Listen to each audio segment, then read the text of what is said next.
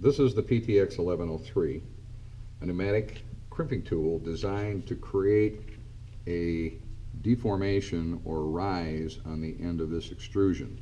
In this particular case, this extrusion is being slid into another extrusion, and this rise is required to provide some resistance so this tube will not slide out of the larger one.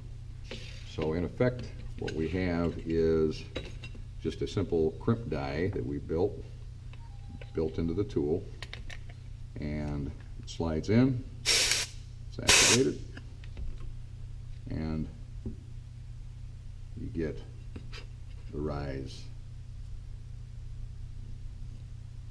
in the tube. One more time, take a fresh one here, slides into place. If there's a stop on there so it can't go too far.